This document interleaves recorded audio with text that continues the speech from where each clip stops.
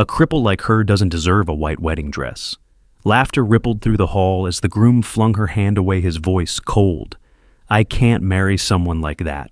He turned and fled down the aisle, leaving the bride motionless in her heavy white gown. Camera flashes tore through the silence. People whispered, capturing what they called a tragic scene. But before anyone could wheel her away, a single father stepped forward, his voice cutting through the noise. If he's not brave enough, I'll marry her. The room went dead quiet.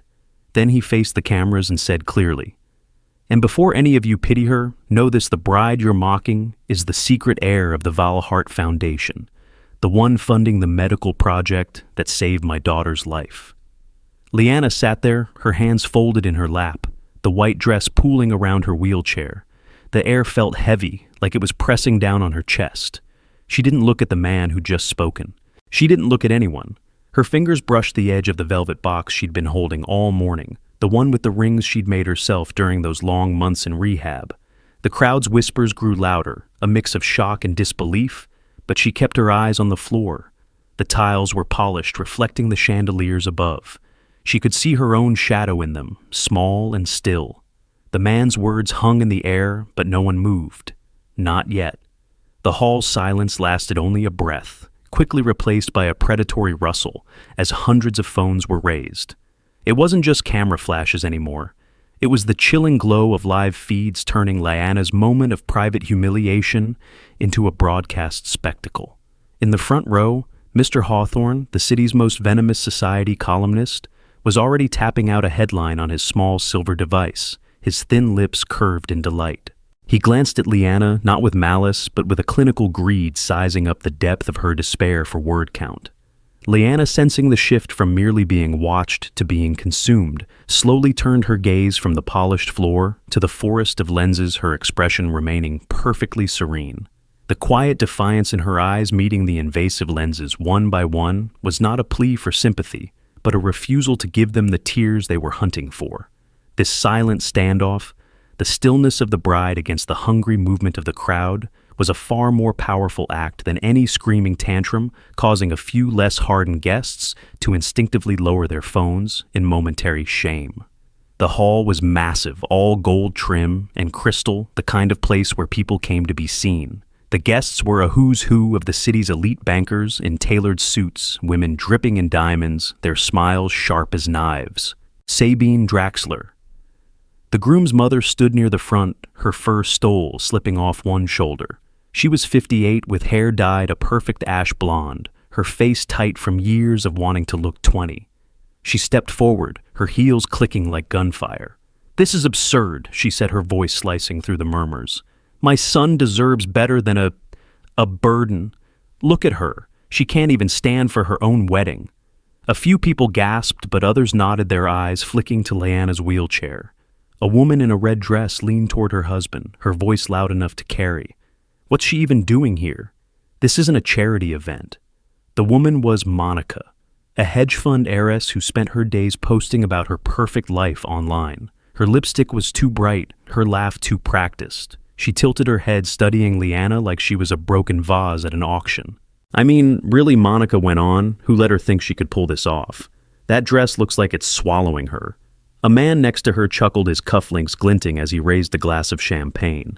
He was Victor, a real estate mogul, with a habit of talking over everyone. "It's a circus," he said. Poor Eamon, stuck with that. Leanna's fingers tightened on the velvet box. She didn't look up.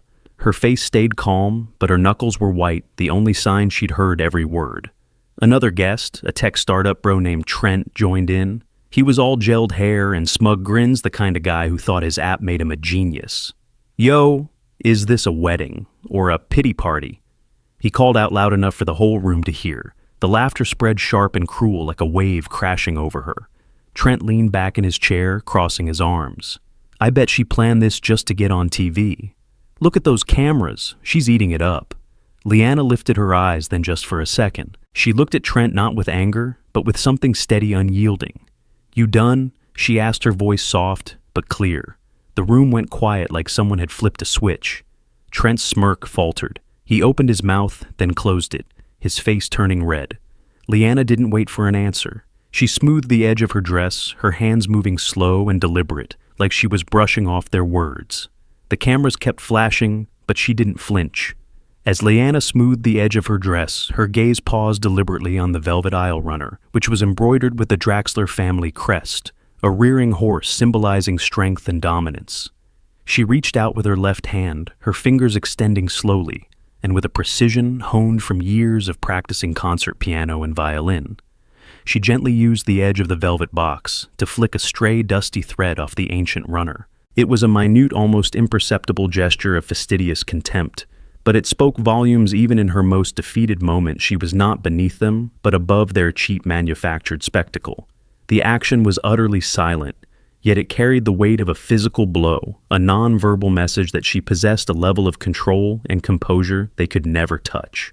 Trent, still flushed and unable to speak, watched the small, perfect movement, realizing he hadn't just mocked a burden, but a woman who found him beneath her concern, barely worth a tiny cleaning effort.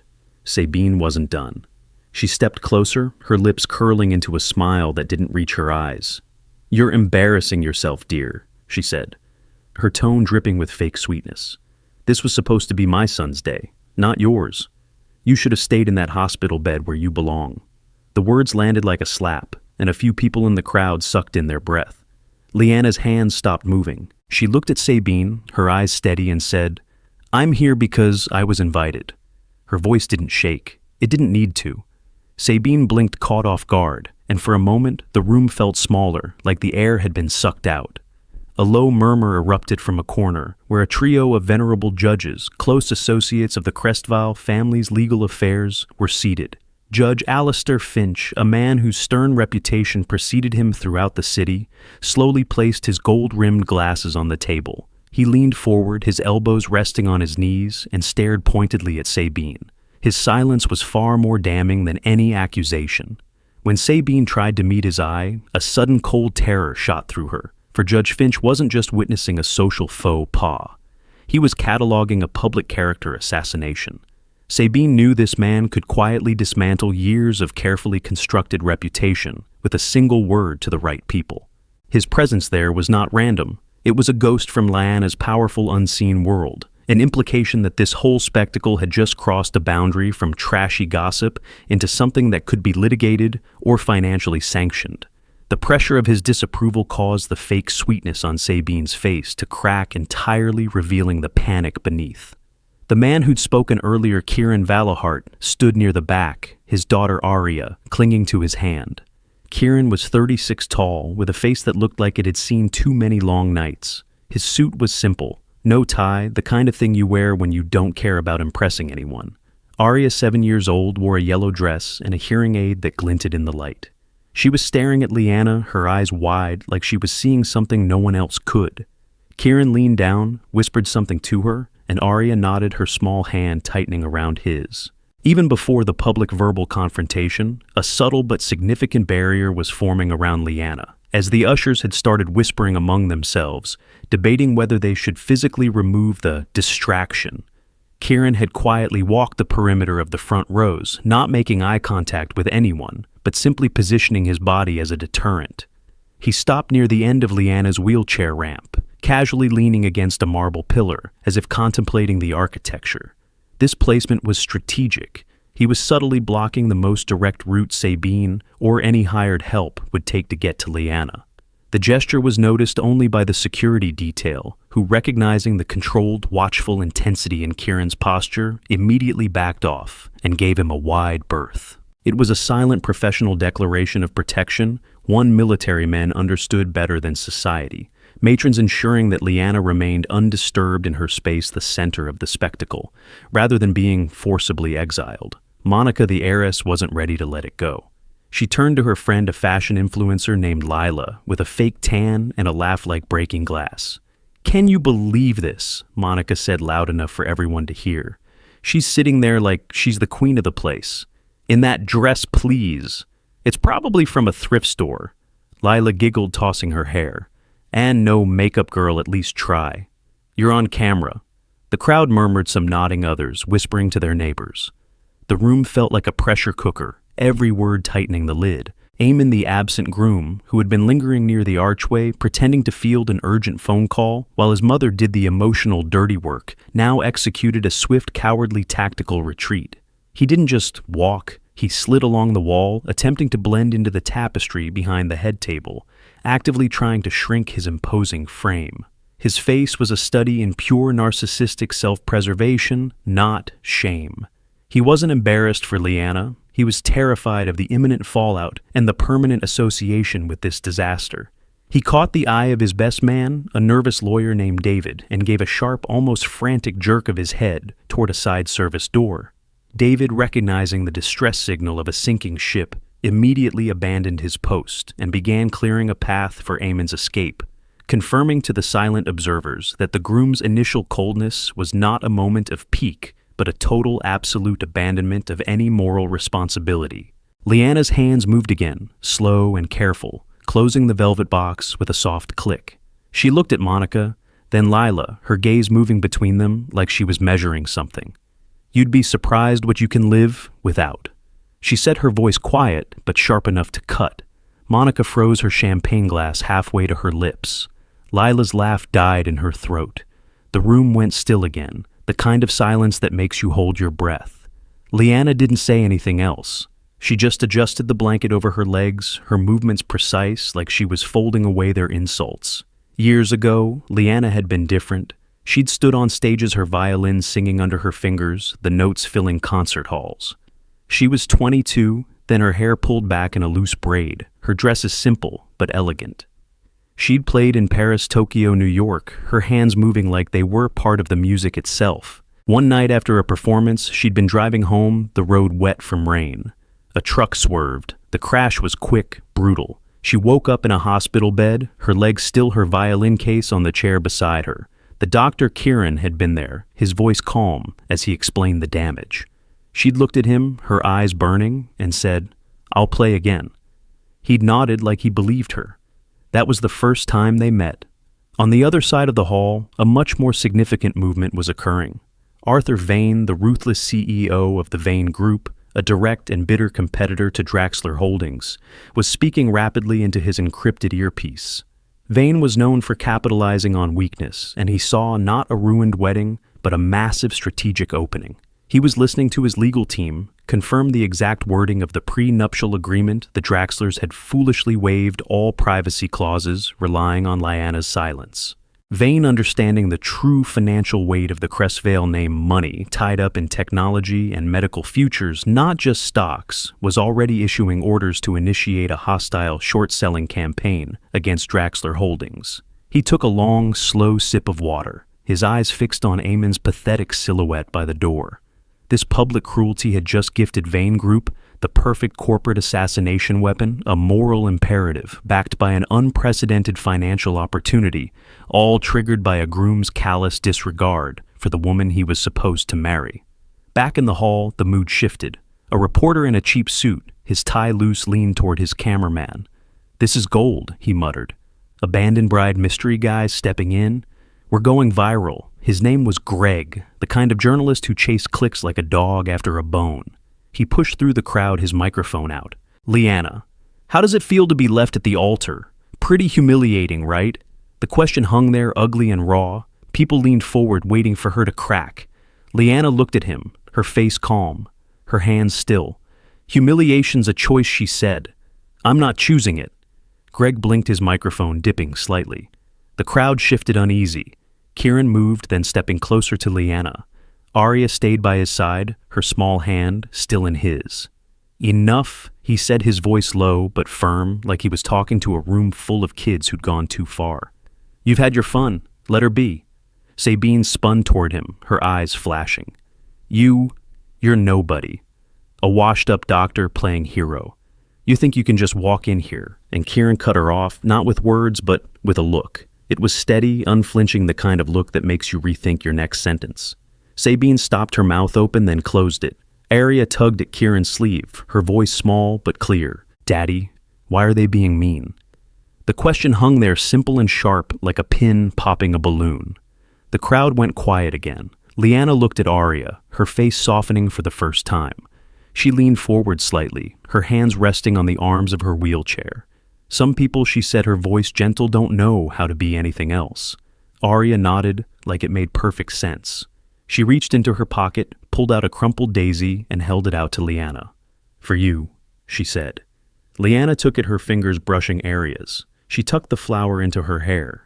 Sabine Draxler, watching the exchange between Lyanna and Arya, the genuine sweet connection, felt a surge of icy white-hot fury, sensing the tide turning against her. She pointed a manicured finger directly at the child. And who brings a hearing-impaired child to a wedding to beg for attention? Is this your pitiful attempt to gain sympathy? Lyanna, you and your little charity case. The attack was grotesque and public, a new low that shocked even the most jaded guests. Kieran instantly shifted his stance, moving his body to physically shield Arya from the venomous gaze. He didn't shout. He simply stepped forward, his voice dropping to a dangerous, measured octave that cut through the noise better than any yell. Sabine, he stated, his eyes fixed on hers. My daughter can hear perfectly fine. She's just chosen to use her hearing aid to turn down the noise of petty women like you. You need to remember that not everyone who looks like they need help is weak. Sometimes they're just choosing to ignore the noise you make. The elegant cruelty of his retort, implying Sabine was pure unwanted noise, made several guests suppress sharp bursts of laughter, cementing the fact that Sabine's social standing was crumbling in real time. Sabine's face twisted. This is a farce, she spat. Push her out. Now? Two ushers moved toward Lyanna, their faces blank like they were just following orders. But before they could reach her, Kieran stepped in front of her wheelchair, his shoulders square. Touch her? He said, his voice calm, but heavy, and you'll regret it. The ushers froze. One of them, a young guy with nervous eyes, backed off. The other hesitated, then stepped back too. The crowd was watching now, not whispering, just staring. Lyanna's hands were steady, but she was looking at Kieran, her eyes searching his face like she was seeing him for the first time. The cameras were still rolling, catching every second. Greg the reporter was grinning like he'd won the lottery. This is better than reality TV, he whispered to his cameraman. But something was shifting. A woman in the back, older with a scarf tied tight around her neck, stood up. She was Eleanor, a retired professor, who'd known Lyanna's family years ago. She cleared her throat, her voice shaky but loud. Her name, she said, is Lyanna Crestvale. And if you knew who her family was, you wouldn't be laughing. The room turned heads, swiveling toward her. Sabine's smile faltered just for a second. Trent, the tech bro now, frantically double-checking his search results, slammed his phone down on the table, the small sound echoing in the tension. His hands began to visibly tremble. The Velhart Foundation was more than just a medical charity. It was the sole private financier behind the most disruptive technology in the last decade, a global patent consortium worth billions, which quietly held the licensing rights for the Draxler Holdings' entire next generation of biomedical tech. Trent suddenly remembered a crucial leaked detail from an industry blog. The Foundation's primary decision-maker, the Iron Heiress, had been mysteriously inactive for 2 years after a severe accident. His eyes widened in horrified realization. Lyanna wasn't just related to the money. She was the Iron Heiress sidelined by injury, but still holding the veto power over Eamon's entire professional future. The irony was suffocating. Eamon hadn't just rejected a cripple. He had openly mocked the woman whose signature controlled 70% of his company's projected revenue. Years ago, Lyanna's father had sat her down in their library, the one with floor-to-ceiling books and a fireplace that smelled of cedar. She was 16, her hair in a messy bun, her hands stained with Roseanne from her violin. You're a Crestvale, he'd said, his voice firm but kind. That means something. But it's not for show. It's for strength. She'd nodded, not fully understanding. The Crestvales were old money, the kind that didn't need to flaunt it. They built hospitals, funded research, stayed quiet. Lyanna had grown up with rules, no flash, no fame, just duty. She'd carried that with her, even after the crash, even when the world tried to break her. Back in the hall, Sabine was losing her grip. She turned to Eamon, who was standing by the door, his face tight. Do something, she hissed. Eamon, 32, with a jawline sharp enough to cut glass, looked like he'd rather be anywhere else. He was the golden boy of Draxler Holdings, always in the spotlight, always perfect. But now he looked small, his tie crooked, his hands shoved in his pockets. "This is your mess," he muttered to his mother, his voice low. "You wanted the PR stunt." Sabine's eyes widened, but she didn't respond. She just turned back to the crowd, her smile forced. "Let's move on," she said. "This is a celebration, not a spectacle." But it was too late. Kieran was still standing there, Arya by his side. He looked at Lyanna, his eyes steady, like he was seeing something the rest of them couldn't. "I meant what I said," he told her, his voice low enough that only she could hear. "I'll marry you. Not because I pity you. Because I know who you are." Lyanna's breath caught. She looked at him, her hands still on the velvet box. For a moment, it was just them, the noise of the crowd fading away. As the whispers intensified around the Crestvale name, Lyanna performed a singular quiet action that showed her control had never wavered. She reached into the wide, billowing folds of her satin dress and with two steady hands slowly pulled out a small, intricately carved wooden box. This box contained not makeup or tissues, but a customized solid gold control panel for her wheelchair designed to override all manual pushing. She pressed a button on it with a firm thumb. The chair's hydraulics gave a barely audible whir, and the back of the chair straightened slightly, tilting her body an almost imperceptible degree forward. The effect was immediate and psychological. She was no longer a passively waiting invalid, but an active, alert figure commanding her own personal fortress. The gesture proved she was completely prepared to navigate the chaos under her own power, making the surrounding panic and the usher's attempts to help look clumsy and completely unnecessary. Then Arya stepped forward, her small voice breaking the silence. "I want you to be my mom," she said, her eyes bright. Lyanna's lips parted, but no words came out. She just nodded, slow and careful, like she was afraid to break the moment. The crowd was buzzing now, the whispers turning into a hum. Greg the reporter was practically bouncing his camera, guys struggling to keep up. "This is insane," he muttered. The guy's proposing in the middle of her disaster wedding. He shoved his microphone toward Kieran. "Sir, who are you? Why are you doing this?" Kieran didn't look at him. He kept his eyes on Lyanna. "I'm Kieran Veilhart," he said, his voice steady. "And I'm here because I've seen her fight. I've seen her win." The name hit the room like a shock wave. Valahart. The same as the foundation Eleanor had mentioned. People started pulling out their phones, searching, connecting the dots. Lyanna's wheelchair was pushed out of the hall, the ushers moving fast now, like they were trying to erase her. Petals from her bouquet scattered on the floor, white and soft against the cold tiles. Arya ran after her, picking up the petals one by one, her small hands shaking.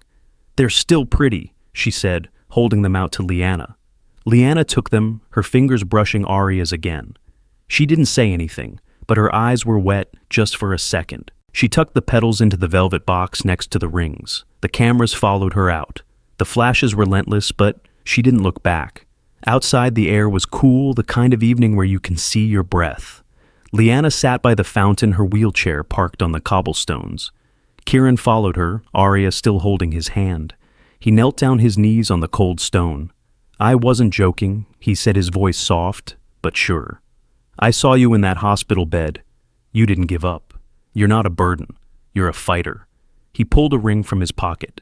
Simple titanium, the kind of thing you'd find in a lab, not a jewelry store. "This is from my center," he said. "We make things that last." Lyanna looked at the ring, then at him. Her hands shook just a little as she took it. "Why me?" she asked, her voice barely above a whisper. Kieran smiled, the kind of smile that feels like a promise. "Because you're real," he said. The next morning, the story was everywhere. Headlines screamed, "Bride abandoned at altar, proposed to by stranger." Social media exploded clips of Kieran's words looping endlessly. Sabine was furious, her voice shaking as she called a press conference. Lyanna faked her injury. She said, her hands gripping the podium. "She's a manipulator, preying on my son's kindness." The crowd murmured, some nodding, others skeptical. Eamon backed her up, his face smooth on TV. "She tried to trap me," he said. "I felt sorry for her, that's all." The words were rehearsed, polished, but they landed hard. Lyanna saw the broadcast from her hotel room, her hands still on the velvet box. She didn't cry. She just turned off the TV, her movements slow, deliberate. Leanna had, in fact, prepared for the inevitable media counterattack with the cold precision of a chess master. Hours before Sabine's broadcast, a small, highly specialized legal team, acting on Leanna's instructions, had filed an anonymous complaint with the Federal Trade Commission detailing a minor but easily proven case of deceptive advertising by a key Draxler subsidiary. The complaint itself was not the weapon. It was the public disclosure requirement it triggered.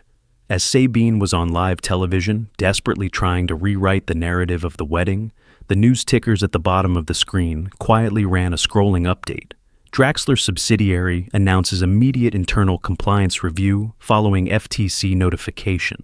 This small, dry piece of financial news, a preemptive shot, completely undercut Sabine's tearful defense and made her sound like a lying executive whose problems were far deeper than an abandoned wedding. The swiftness and professional nature of the counterstrike proved that Leanna was not just an emotional victim, but a strategic opponent with access to resources far beyond Eamon's petty revenge.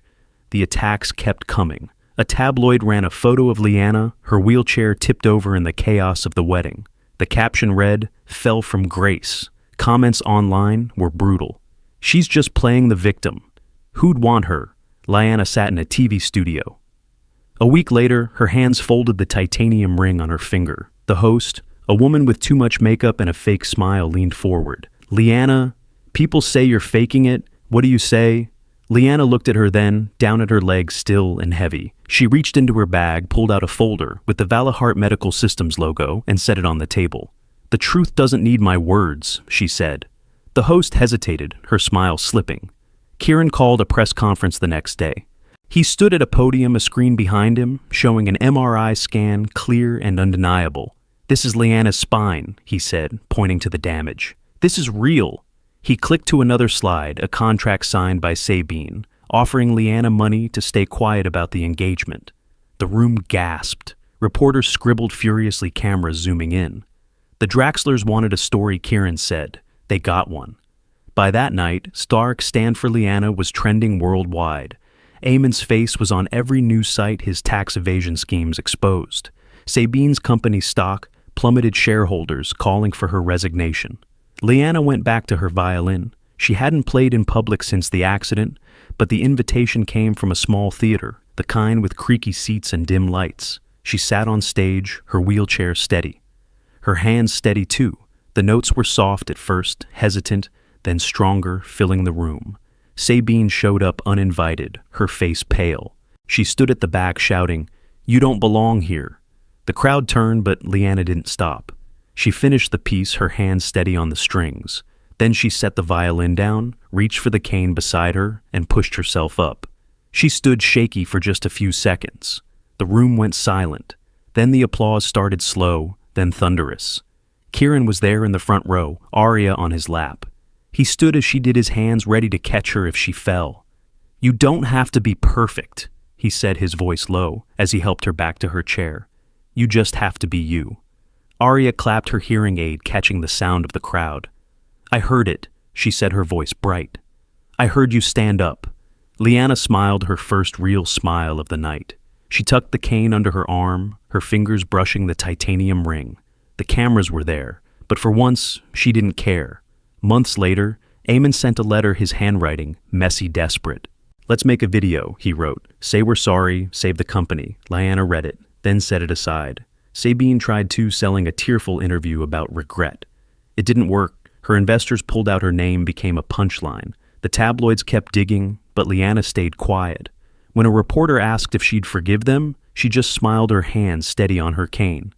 "I don't hold grudges," she said. "I just move on." The comments online shifted. "She's stronger than they'll ever be. That's what grace looks like." The final moment came at a fundraiser a year after the wedding. Kieran took the stage, Arya by his side. He looked out at the crowd, then at Leanna, who sat in the front row, her violin case beside her. "A year ago, he said I asked her a question in someone else's story. Tonight, I'm asking it in hers." He knelt down, Arya, holding a small bouquet. "Leanna Crestvale," he said, "will you marry me?" Leanna laughed, tears in her eyes. "I stood up once," she said. "I'm ready to walk now." The crowd stood clapping as Arya placed the flowers in her lap. The headlines the next day were different. Paralyzed bride stands again for love. Leanna didn't read them. She was too busy, her hand in Kieran's Aria's laughter filling the room. The world had tried to break her, but she'd stood anyway. Not for them, for herself. For the people who saw her, really saw her. The ones who stayed. You've been there, haven't you? The moment when the room turns on you, when the laughter cuts deep. You're not wrong for feeling it. You're not alone in carrying it. And you're stronger than they'll ever know. Where are you watching from? Leave a comment below and hit follow to walk with me through heartbreak, betrayal, and finally healing.